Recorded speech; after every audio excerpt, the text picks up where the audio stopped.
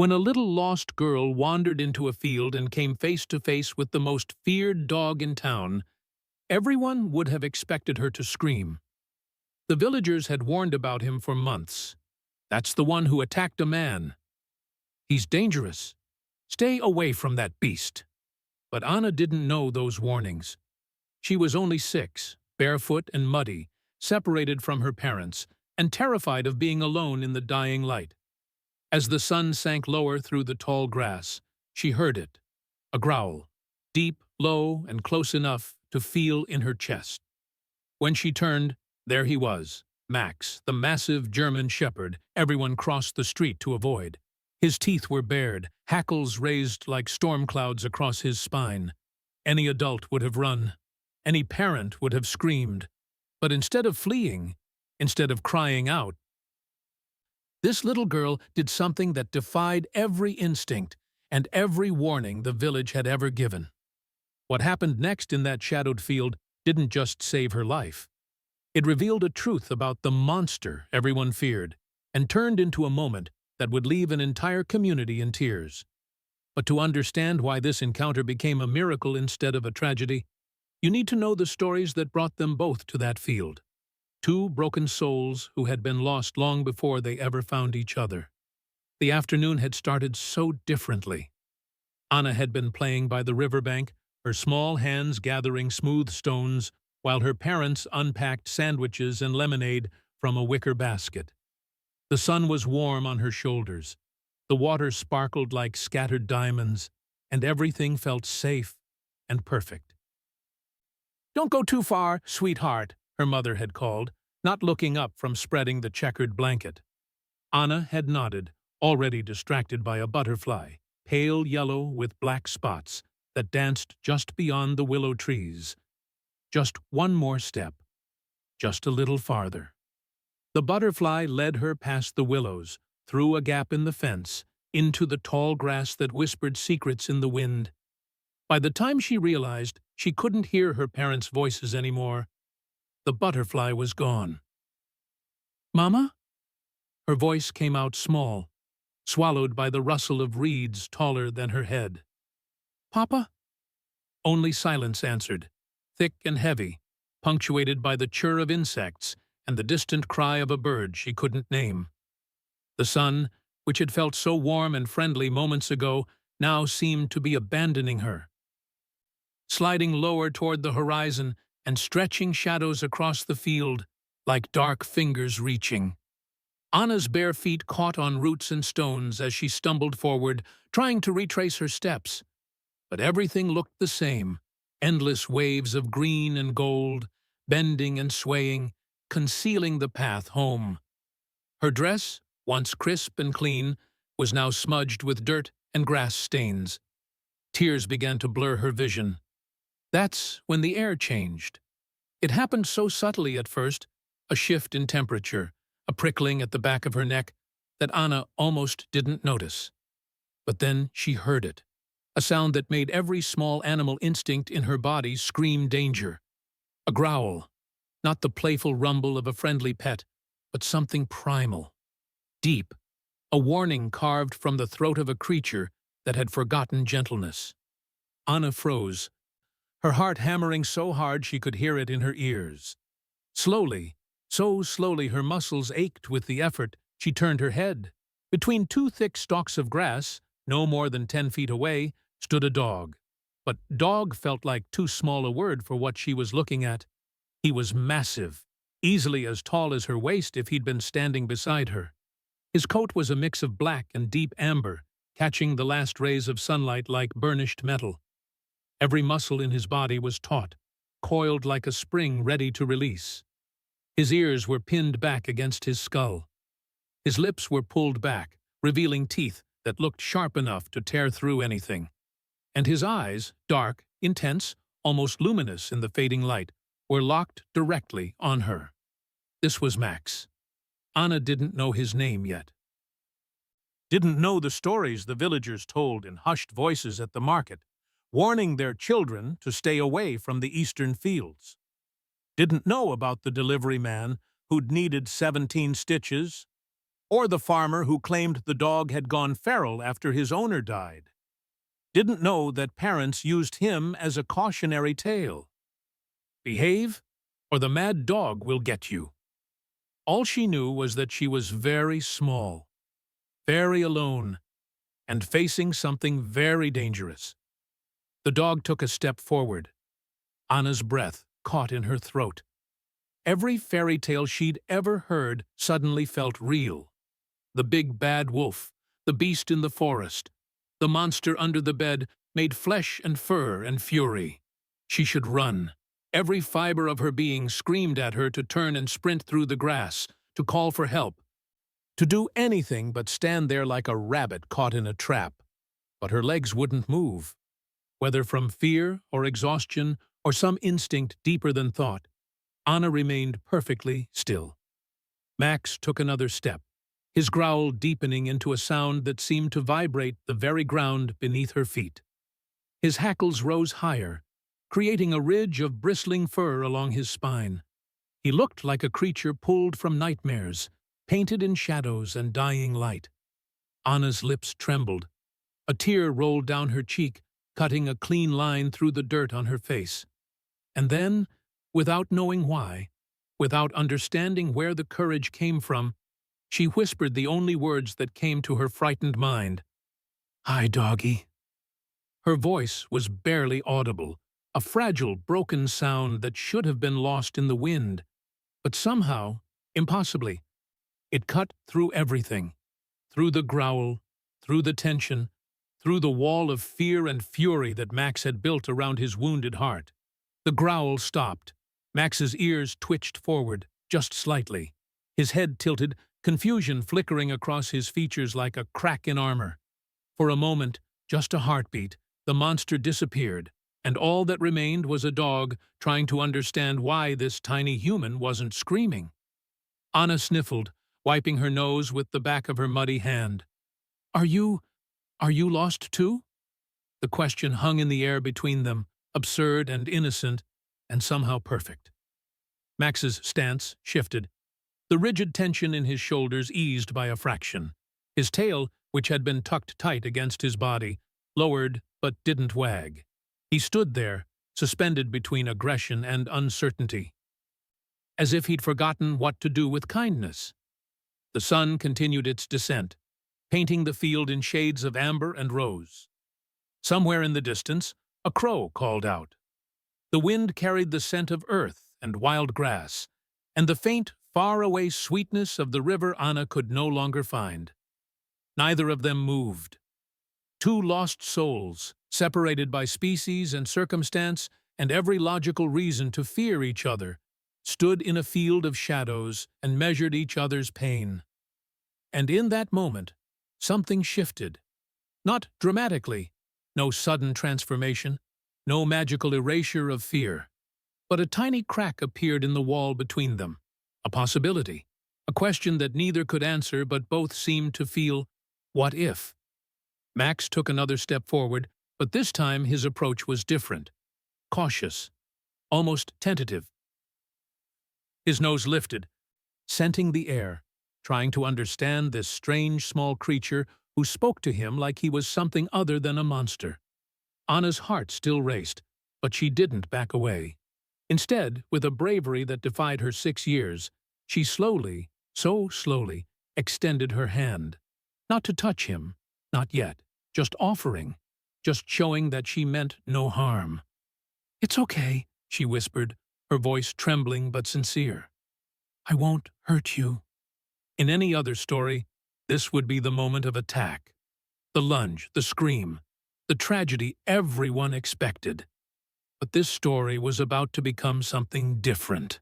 Max closed the distance between them until his massive head was level with her outstretched hand. His breath was warm against her palm, coming in quick, uncertain huffs. Up close, she could see the scars beneath his fur, old wounds that told stories he couldn't speak.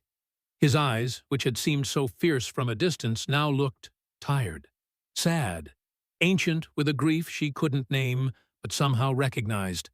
Because Anna knew what it felt like to be sad, to miss someone, To feel like the whole world had forgotten you were hurting. Her father worked in a city 3 hours away, coming home only once a month if she was lucky.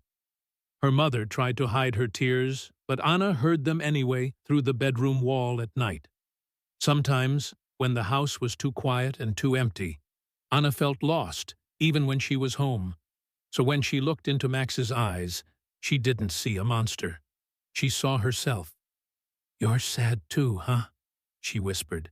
And then, with the fearless empathy that only children possess, before the world teaches them to be afraid, Anna took one more step forward and wrapped her small arms around the dog's neck. The world held its breath. Max went completely still, every muscle in his body rigid with shock. This close, Anna could feel his heartbeat, rapid and powerful, like thunder trapped beneath skin and fur. She buried her face in his coarse coat, breathing in the scent of earth and grass, and something wild that couldn't be tamed. "Don't be scared," she murmured into his fur. "I'm here now." Something broke inside Max, not violently, not with sound or struggle, but like ice cracking under the first warmth of spring. Slowly, inevitably, completely. The growl that had lived in his throat for months dissolved into a whimper. His rigid stance collapsed, and he sank to the ground beside her, his massive body trembling. The armor he'd built from pain and betrayal and loss shattered under the weight of this impossibly gentle touch. For the first time since Daniel had died, Max allowed himself to feel.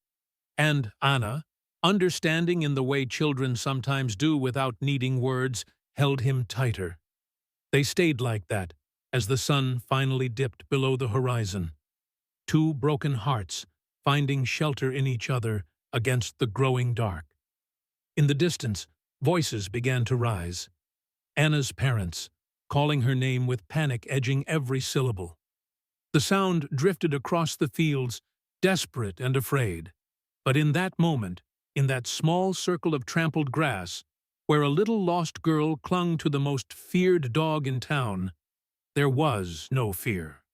Only the quiet, powerful truth that sometimes salvation comes from the most unexpected places, and that the most dangerous creatures are often just the most wounded, waiting for someone brave enough to see past the teeth and the scars to the heart still beating underneath. Dawn came slowly, bleeding pale light through the grass like watercolor spreading across canvas. Anna woke to the sound of birdsong and the steady rhythm of breathing that wasn't her own. Her body was stiff and cold, dew-soaked and trembling, but she had never felt safer. Max lay curled around her like a living fortress, his massive body a shield against the night that had finally passed. She reached out tentatively, her small fingers brushing the coarse fur along his spine. Muddy, warm, alive. Max twitched, his ears flickering, but he didn't pull away.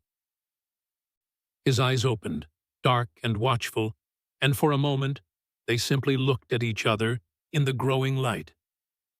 In that stillness, memories rose unbidden from Max's fractured heart. There had been another voice once, deeper, kinder. "Good boy, Max. Stay." Daniel's hands, weathered and gentle, running through his fur after training sessions in the garden. The way the old man laughed when Max brought him the newspaper, always slightly torn at the edges. Sunsets shared on a wooden porch, Daniel's coffee growing cold as he stroked Max's head and told stories about the old days on the force. Then the night everything shattered. Daniel collapsing mid-sentence, coffee cup falling, shattering, Max's confusion, nudging those limp hands, whimpering, barking until his throat burned raw and bloody. The ambulance lights. Strangers who smelled of fear and antiseptic. The days that followed, alone in an empty house that still held Daniel's scent but would never hold his warmth again. The villagers came with their suspicions and their stones. The delivery man who kicked him when he was only trying to understand where Daniel had gone. The transformation from guardian to ghost to monster, a title he wore because It hurt less than hope. Anna shifted beside him, and the memories scattered like startled birds. "Max?"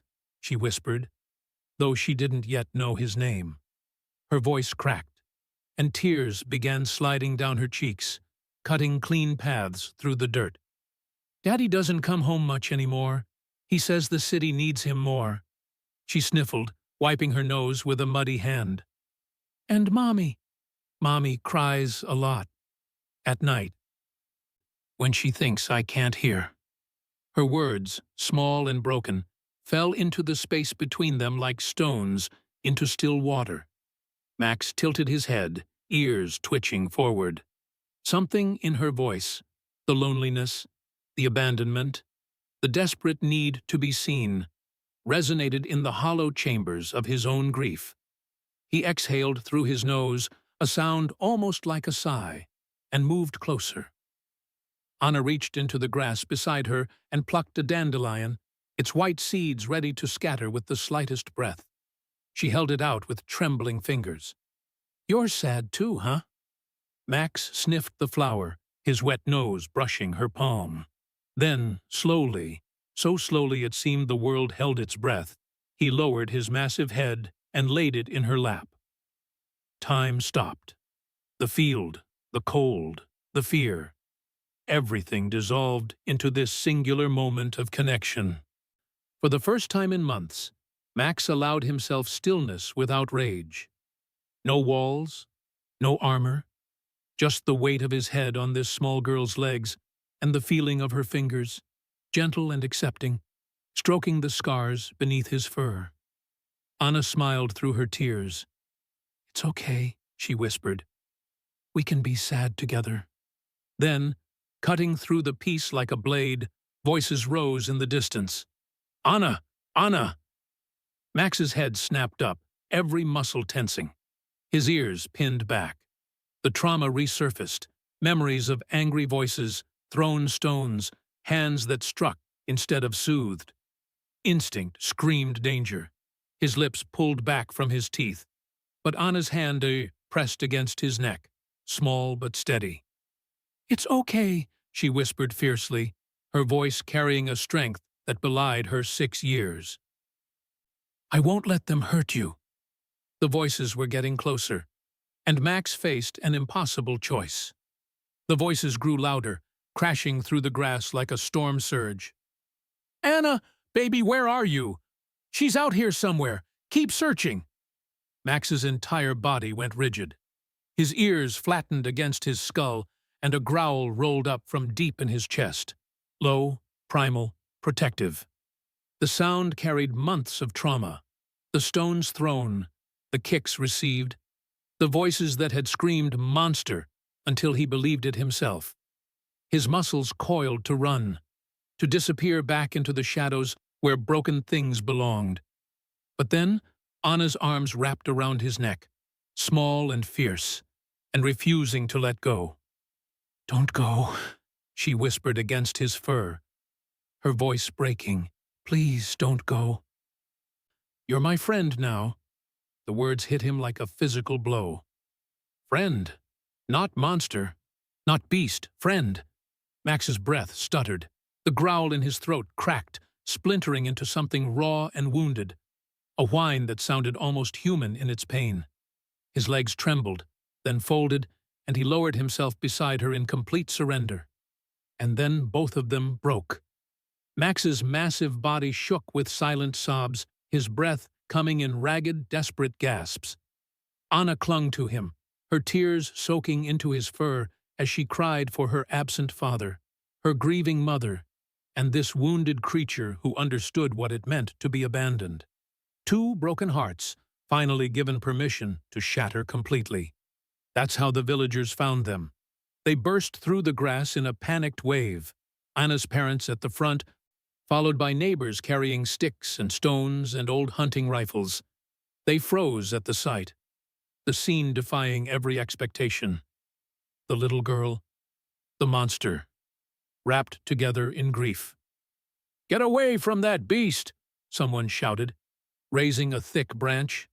Max's head snapped up. his lips pulled back from his teeth, not in attack, but in defense.